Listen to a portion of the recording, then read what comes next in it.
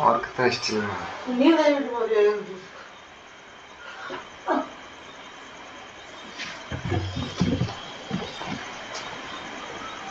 आज हम प्राणी शास्त्र प्रयोग के अंदर यूप्लेक्टेला जो म्यूजियम स्पेसिमेन है उसका अध्ययन करेंगे। यूप्लेक्टेला का क्लासिफिकेशन यदि हम देखें तो फाइलम पॉरीफेरा, क्लास हेक्साकिटनिडा, ऑर्डर हेक्सास्टिरोफोरा और जीनस यूप्लेक्टेला इसका क्लासिफिकेशन है। संघ पॉरीफेरा क्योंकि यह छिद्रधारी कोशिकीय कोटि असममित और अरियसमित होने के कारण। वर्ग या क्लास हेक्साकिटनिडा, ट्राइएक्सोन या हेक्सास्टर्स सिलिशियस स्पिक्यूल का बना हुआ कंकाल इसमें पाया जाता है। इसे ग्लास स्पॉन्ज भी कहा जाता है। ऑर्डर हेक्सास्टिरोफोरा क्योंकि हेक्सास्टर स्पिक्यूल्स या एम्फीडिस्कस स्पिक्यूल्स इसमें अनुपस्थित होते हैं और हेक्सास्टर स्पिक्यूल्स उपस्थित होते हैं। सट तारीय कंटिका इसमें उपस्थित होने के कारण। हैबिट और हैबिटेट में यह एकल जंतु है। मंद रूप से प्रभावित होने वाली 500 से 5000 मीटर गहरे जल की में यह अधिकता में पाया जाता है। मंद जलधारा के प्रति अनुकूलित है। फिलीपाइंस और पश्चिमी द्वीपों के निकट फैला हुआ है। सुंदर, आकर्षक और चमकीली आकृति के कारण इसे वीनस की पुष्प टोकरी या वीनस फ्लावर बास्केट कहते हैं।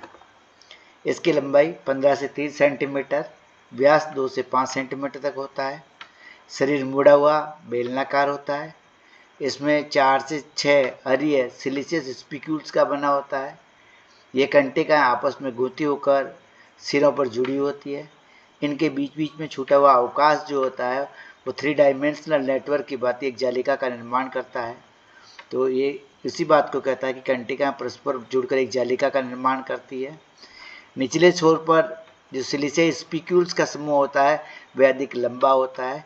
ये वाला पोर्शन इसे रूट टफ्ट कहा जाता है, जो इसे कीचड़ में दसाए रखने में सहायक होता है, चिपकाए रखने में। जो अवस्कर गुहिका है ऊपर के सिरे पर सीव प्लेट्स के रूप में होती है। ये सीव प्लेट्स ऑस्क्यूलर सीव प्लेट्स कहलाती है। इसमें ऑस्क्यूलम में कंटिकाओं की ऑस्क्यूलर सीव होती है।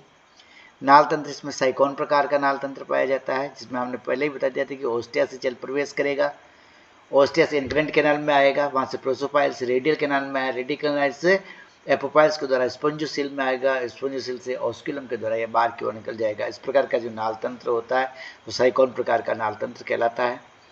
श्रिम्प्स की कुछ जातियों के साथ में यह सहभोजी संबंध या कमेंसलिज्म को प्रदर्शित करता है। नर और मादा शिशु श्रिम्प इस स्पंज की गुहिका में प्रवेश कर जाते हैं।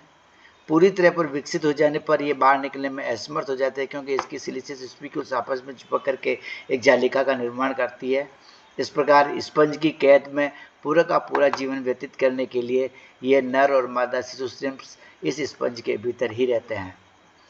ये उन प्लैंक्टन्स को खाते हैं जो इसके साथ वाटर करंट या जल की धारा के साथ बह करके आए हुए होते हैं। विशेष फीचर्स में कहते हैं यूप्लेक्टेला का बड़ा सोशल और मैथोलॉजिकल महत्व है, क्योंकि दोनों श्रिम्प्स नर और मादा इसके अंदर बंद हो जाने के पश्चात जीवन पर्यंत अंदर ही रहते हैं।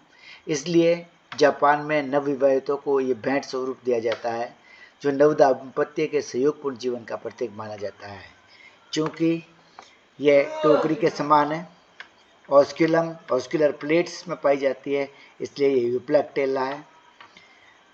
डायग्राम देखें तो ये डायग्राम है।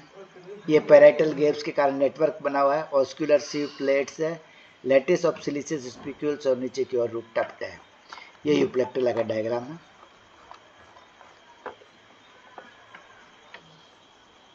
इसे प्रायोगिक पुस्तिका में आपको बनाना है और फिर दिखाना है। धन्यवाद।